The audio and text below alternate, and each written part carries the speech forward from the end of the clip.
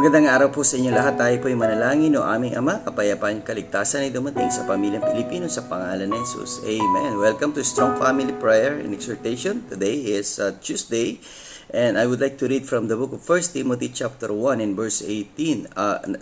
Now unto the King, eternal, immortal, invisible, the only wise God, be honor and glory forever and ever.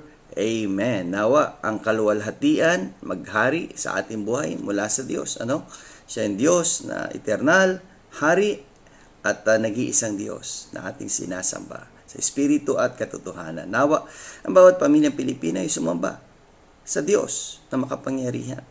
Diyos na nagbibigay ng kaligtasan sa bawat tao. At kung hindi mo pa tinatanggap ang ating Panginoong Jesucristo bilang iyong Panginoon at tagapagligtas, kaibigan, tanggapin mo na siya ngayong araw na ito na maging iyong Panginoon at tagapagligtas at sumunod sa kanyang kalooban at tumalikod na sa kasalanan. See you again tomorrow sa ating Strong Family Prayer and Exhortation.